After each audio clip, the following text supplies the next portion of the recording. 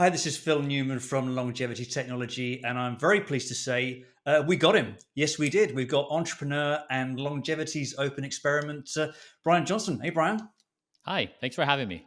Oh, Bryan, it's great to have you here. And of course, we're going to talk a lot about longevity and blueprint and all the things that are happening in your life and our industry. But I'd be very interested to know, really, before we kind of into the detail, what triggered your passion for longevity? Where did it all start? Well, I think it's really the biggest revolution in the history of Homo sapiens. Don't die. It's here. Yeah, and I guess you're an entrepreneur. You've been at the front of a lot of mega trends, and obviously we see a lot of things flying around like AI and so on. A lot of investors pushing in different directions. But do you see this as kind of like the ultimate investment category? I mean, after 13.8 billion years of the universe and over 4 billion years on the Earth, how many billion years the Earth? 3.8. What is? Let's check. Yeah, I was at a museum. I just come back from vacation, and I was actually quite surprised at how little time we spent, really, as Homo sapiens on the Earth. It's incredible. I mean, of course, Exactly. our DNA goes back a long way, and I guess that the thing that always amazes me is that every one of our ancestors has survived sufficiently long enough to bring us to the next stage. So we're at the Exactly. tip of a very long evolutionary train, right? Yep. 4.54. Yeah. So Wow. after four, so the Earth is middle aged, and we happen to be at the moment when we're baby steps away from super intelligence. It's the most exciting time on planet Earth and potentially in this part of the galaxy. And we happen to be the ones occupying intelligent space right now. And so to me, this is the ultimate situation. And if we can rise to the equation or rise to the situation, and really longevity has been viewed as a field adjacent to AI and other things, but I actually think they're one of the same. They're both about the continuation of life and what the expansion of life can be. So to me, this is all interlaced and is the essence of what it means to be alive right now. Yeah, well, wonderful. I'm going to talk to you a little bit about singularity later because that's something that uh, fascinates me, and of course, that's the background of that is in your tech entrepreneurship. But maybe let's just wind back a little bit and talk about where we are now with your work on blueprints. And obviously, you've been publishing the Rejuvenation Olympics leaderboard, and Blueprint is noted on there as a managing clinic, which I find fascinating. You're the N of one client, it looks like. So what's the plan for Blueprint? What's happening at the moment? I mean, it's really at the most fundamental level in society, and we all know this from interacting with our friends and family. People want to know what to do to be healthy. And they go out and they survey the world and they find a complete a cacophony of noise of everyone is disagreeing with everyone, and there's so many ways to go about doing health, but you can't really discern which one is better than the other, and a lot of people are confused. And so blueprint at the most basic level is there potentially a better way, a less wrong way to go about health and wellness? And that's what we've been trying to do, is to be robustly measured, chronicle the entire thing, share the data with everyone, so that there's at least an entry point to say, can I do something with some data? Not to say it's the best that can be that's possible, not to say it's the only thing that's possible, but it's a way possible. And then as we move to further levels of trying to increase the therapeutic effect of slowing the speed of aging and reversing, those of course are higher goals. But at the most basic level is, can people feel comfortable making basic steps in life to try to take care of themselves? Yeah, and I guess that I remember seeing a very early video of your blueprint protocol and looking at the amazing protocol that you went through every day, right? And I guess that I know there's a wait list for the blueprint starter kit, so that's tagged as being building your autonomous self. So, what would that look like for people that have possibly got less time on their hands than you maybe have? They're obviously following what you're doing, so they're on the wait list. What are they going to get when they finally get the email through their inbox? Hopefully, it's going to be the 80/20 power law that everyone keeps on asking for. I started Blueprint as an exploration into the future of being human, not as a commercial endeavor. I Mhm. never intended on making money. And then when this gained global notoriety, a lot of people said, we really want to journey with you, and we want something that's easy and affordable, because doing what you're doing is not possible for a lot of people. So Over the past few months, we've basically have tried to build out the 80/20 of Blueprint. So something that is affordable, easy to do, some powder, some pills, olive oil, and will get people on their way to a healthy lifestyle. Interesting, because I'm aware of some of the protocol work that you were doing with Ollie Zolman back in the day. So you mentioned sort of obviously powders, pills, olive oil, and so on. Would that be kind of like the baseline pack, and can there be a progression for Blueprint? Maybe moving perhaps in the future into therapeutics and maybe offering clinical services. Do you have that kind of vision? Maybe. Right now, we're really trying to solve for the most basic things people have on a daily basis.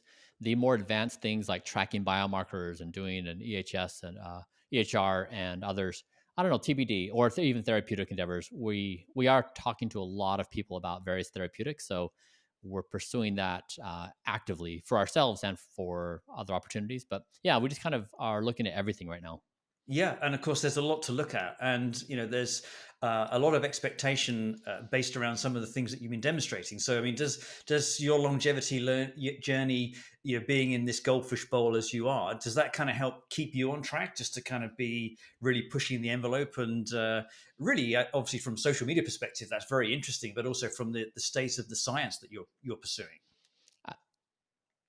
There's few things more helpful than being the product. I mean, I've built companies where you build product, and the my experience as a founder CEO is those who are deeply in the trenches of product, that even no matter how large the company gets, they're always in the trenches talking to customers, understanding what's going on with everyone in the entire company.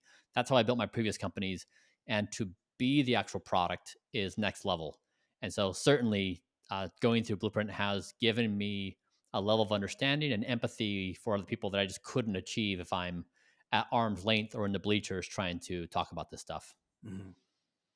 So I guess that, I mean, obviously you're very well quoted, and I wouldn't want to kind of go back to all the other things that mainstream media cover, because as you know, our beat is much more specifically to longevity. And I've been defending longevity to people that are saying, well, isn't this just about filling up the planet with more and Mm, more old people? mm, And I guess that those in the industry recognize that argument has become more mature, mm. and we get it now, right? But I mean, one of your principles we did read about was the fact that don't die and don't destroy the planet. And I guess that they're not mutually exclusive, effectively. So I'd be interested to understand how you see those two principles working together. Really, obviously, on the fact that perhaps the 2 million that you're spending on yourself, and Mhm. the other money that people will be spending on themselves. How do you balance that with the longevity of the planet? I personally have really valued the past few weeks. I've been poking at the concept of death on social media and in private conversation, and it's been educational for me to learn how deeply embedded death is in society, which makes sense. Death has always been inevitable. People believe it to be inevitable, and society has built itself around this inevitability. And so if you begin to call into question that death may not be inevitable, because not because we have the answers right now, not because we can see the answers right now. It's because we're baby steps away from creating super intelligence. And once you have super intelligence, nobody can map the future. And Mhm. so, given that there's now this question mark, which no one has ever had before us, and death becomes a maybe, you begin to peel back all the layers and say, and to see how deeply death is embedded in all things. And this really, to me, has a powerful psychological play in how we build AI, how we take care of the planet, how we take care of ourselves, how we take care of each other. It's just I've found it to be delicious in understanding it. To me just feels like the most powerful thing we could do as a species would be to have the teeniest of doubt of the inevitability of death. I think it might snowball into something that would create a new way of being for us. Well, that's fascinating, and I guess I'm a big fan of BCI, brain computer interfacing, and your company Kernel has done very well, specifically in this domain. And you have talked about intelligence augmentation. Hmm. And um, we can see there's some work now happening with invasive and non-invasive BCI. The advent of quantum and AI Hmm. computing means that personalization can become very hyper personalized.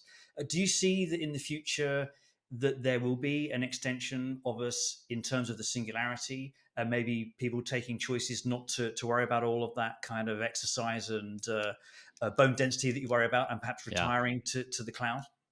Yeah. You see that happening, yeah? I do, and I think this is a bullseye for us as a species. So I personally concluded that a system of intelligence that we could build with Blueprint, an algorithm, was going to be a more reliable, robust system to manage my health and wellness than I could myself individually. Hmm. Basically, it's superior to my own mind and emotions and judgment and whimsicalness.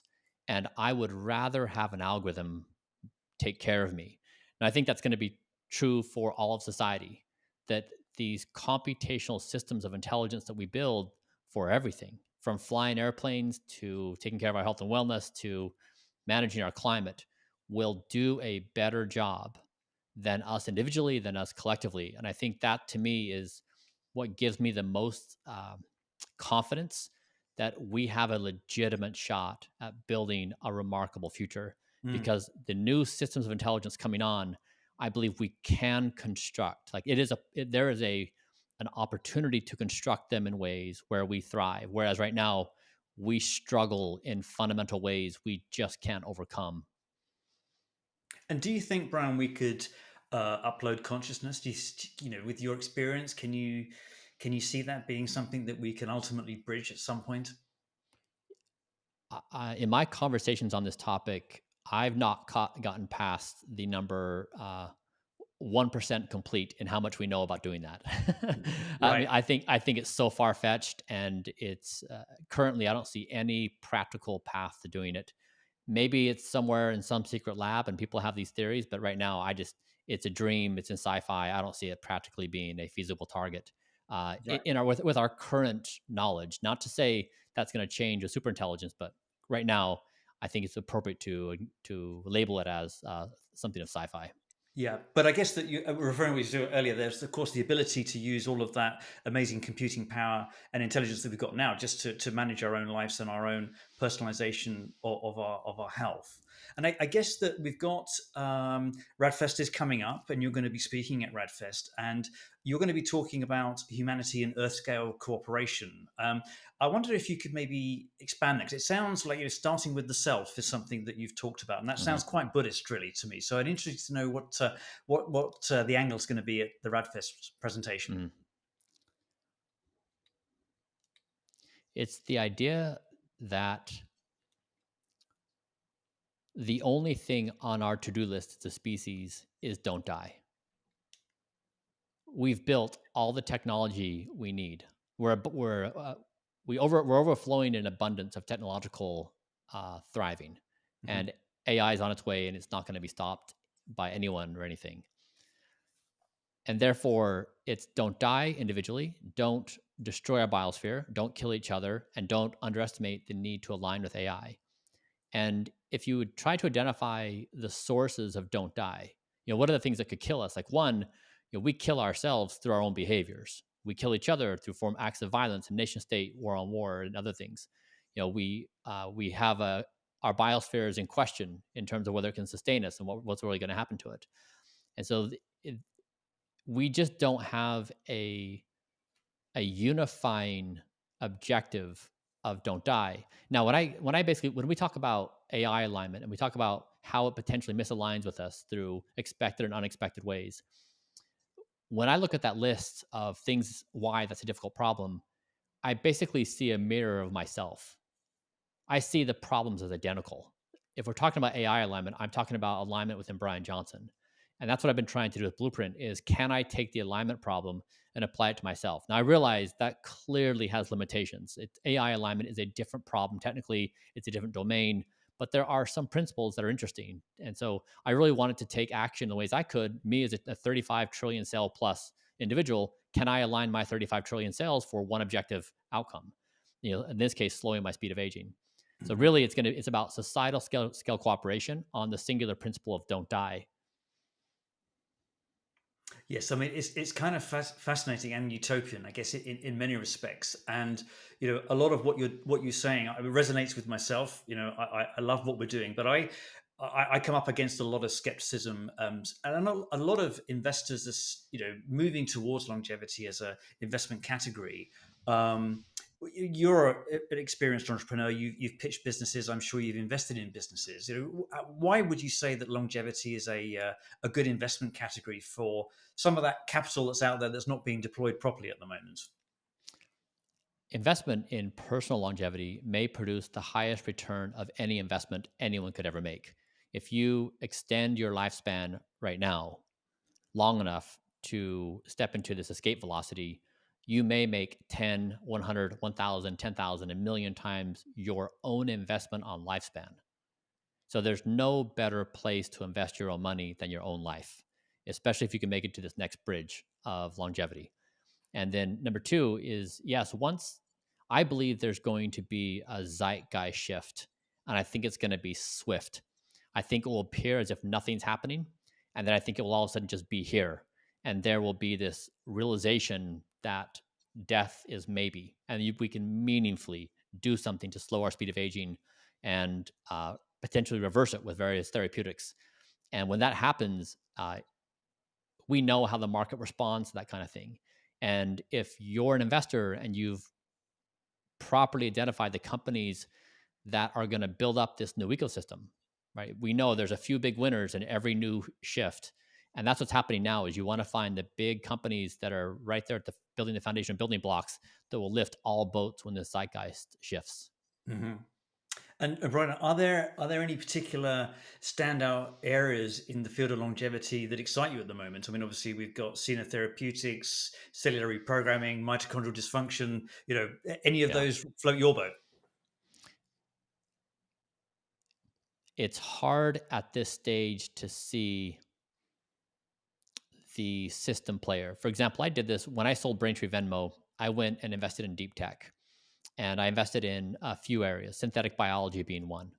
And one of the first investments I made was Ginkgo Bioworks, who has emerged as like I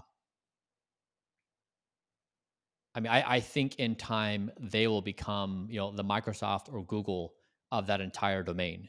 Give it a little time for it to develop, but in that case, there were the characteristics of a synthetic biology company needed to build scale. It was all about bringing down the cost of reading and writing DNA. I mean, Hmm. that was it. That was the whole game is could you build the physical infrastructure and the computational infrastructure to scale cost read write? And in the case of anti-aging, I don't yet see what that equivalent is here. Like who's going to bring the economics to the entire field? Because as you were saying in the few examples you cited, uh, tackling aging is really in hundreds of various approaches. There's not just one, Hmm. and there are some similarities, but there's a lot of there's some overlap, but not clear overlap. So I don't know what the answer is yet on where you find the scale in the game right now. That's interesting. So really, you're saying that similar to other experiences you've had, you're still waiting to see the kind of the operating system level of longevity. Would that be fair? I think that's fair. Yeah, and I think in my interactions with the field, no one knows. There's a lot of ideas, there's a lot of theories, there's a lot being tested. But when I read through history and I read about discoveries in history, it's never clear if the experts are the one who know or the novices are the one who know. And sometimes it goes both ways. And Hmm. so in this time and point, I don't know how to put any probability weight on any opinion on what will ultimately prevail in this. Well, that's great to hear and refreshing to hear because, of course, it's something that we all want certainty in life. But of course, we are at the beginning of some very interesting transitions in both science and the technologies that sit behind that. But Mhm. one of the things that, having been through a few industry cycles myself, I'm old enough to have been through a few. industry standards are one of those things that become Mhm. really a baseline for things to work from. And of course, epigenetics and Mhm. quoting biological age is something that we're all, familiar with in this industry. There is a kind of interesting difference between different tests. I'm sure you've tried a few Mhm. Mhm. yourself. Mhm. What's your perspective on setting a common standard and agreed standards for identifying accurately biological age, and what do you Mhm. feel the implications for that would be, both in terms of individual lives, but perhaps the benefit to the longevity industry? Yeah, that's what we tried to do with the Rejuvenation Olympics, is using the Newton pace methylation score. However, whatever somebody wants to say about it, about its being silver standard relative to phenotypic markers, that's fine. It's at least a marker that people can surround and compare themselves with.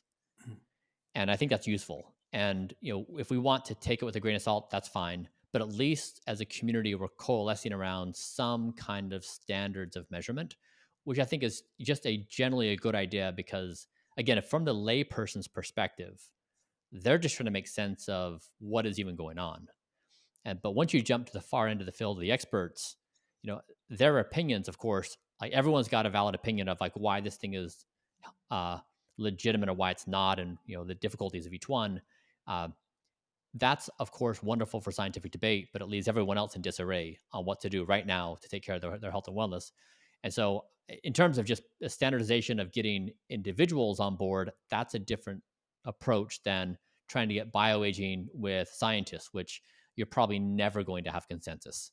And so, I've been on the other side of the spectrum, not trying to wrestle with the scientific debate because I know that the nature of those things continue in perpetuity, but really trying to help my parents. Like, okay, Bryan, I'm now 70 years old. I can feel my body breaking down. What do I do today? These really practical, important, imminent questions. Mhm. And it's a very interesting point, because I guess that those that are on certain types of personalities, whether they're entrepreneurs like yourself or participants in the industry as we are now, they're motivated by a level of self motivation. And I guess that one of the things that has troubled me really is how do we bring society with the Hmm. industry? Hmm. How does government come into play? How do you motivate people who like their TV dinners and don't exercise as much as they should do, but Yeah. see the benefits of what we see here? I mean, how do you see that playing out? Will there be a schism in society, or do you see that there's a way in which we ultimately will be able to draw this together and make it beneficial Yeah. for everybody? I mean, I think there's two ways to look at this. One is you say the scientific evidence is overwhelming that we can slow speed of aging and reverse it. And the majority of scientists say, yep, I'm going to put my personal stamp of approval on this thing. I agree. And let's just say there's consensus in the community. And then society says, oh, great. The experts now think this. So I'm now safe to walk into this territory. And I think that's not going to be in time for what we need to do as a species. And so for me, what is motivating is this zeitgeist shift of don't die, and all you need is a glimmer of hope. Can I do anything that is going to help me be healthy longer? Even if it's modest. But if I can feel physically better, if I can get out of bed and feel less pain, if I can go on walks more, if I can forestall cognitive decline, like even the smallest of gains, with the glimmer of hope that don't die is a potential. That's where humans have always thrived, is in the area of hope. And to me, that's what we need as a species. So when we're looking at climate change and we're looking at AI alignment, it comes back to, do we have a desire to live? Or are we just living out this dreadful imminent death, which we know is coming, and we're just going to, live life a little on our way, which is what I see. And so to me, this is about societal scale zeitgeist shift of do not die so that we are prepared for the big existential questions we have, not waiting for scientific consensus to give us their stamp of approval that somehow beyond, it's there. Interesting, and I guess that you're at the sharp end of that, right? So you're very public in the way that you're sharing your experiments, and of course, I'm sure there are plenty of stones that are thrown at you. I mean, how do you find that at a personal level, Brian? I'm just fascinated to know you. I mean, because you're doing it for everybody, and it's a brave thing to do. Do you just kind of not look at the Twitter channel, or do you kind of find that as a way of understanding the counter to what you're doing to try and overcome that in the future? I mean, there's multiple layers to understand this. One is I've read enough of history to know the responses I get are algorithmic. There's no surprise. So someone like me, I challenge a norm. I do something unusual. I'm two standard deviations from the norm. Given the circumstances of what my behavior profile is like, you get a predictable human response. You get predictable responses from people in the field, from people outside the field, from media. So one, I see it as an algorithm. Like there's no surprise whatsoever. I hear that. So That's fascinating. there's no reason to be aroused by it because it's been going on for hundreds, even thousands of years, and I've read it in all the books. Right. Number two is it legitimately is self talk. The person is having a dialogue with themselves, and that's more interesting than what they're saying about me. And then three is the thing that's in my control is to keep going, right? It's never, and I had this experience a couple of years ago where I was in a triathlon, and I was working really hard to maintain to beat my personal best, and I was 5 minutes into my first mile, and I was breathing pretty hard. I mean, I pushed it pretty hard, and there was a gentleman on the path that said, "Hey, man," he heard my breathing. He said, "Hey, man, slow down." And he was being well intentioned. But boy, that comment just got me so fired up. I said, like, I'll be damned Right. if I'm going to slow down and if I'm not going to beat my personal best. And so it's fuel for me. I love it. I've never had more fun in my entire life playing a game. And so yes, when you layer all those things together, it just is fun for me. Well, Brian, I think that's a great place to finish because obviously we could go on and continue for hours and hours, but I think we've got under the skin of why Brian Johnson's doing this stuff, right? Yeah, one last thought experiment for you. What motivates me is if we can time travel to the 25th century, and let's imagine that whatever form of intelligence is in the 25th century, they're marveling at what we did in the 21st century. What did we wake up and see in the 21st century that allowed for intelligence to continue to thrive in this small part of the galaxy? That to me is what could arouse our spirits to cooperate and work towards something extraordinary, to leave behind pettiness, to leave behind small mindedness. This is the biggest opportunity in billions of years. It's ours. And our risk is being trapped in the status quo of today. Brian Johnson, thanks for joining us today. Thanks.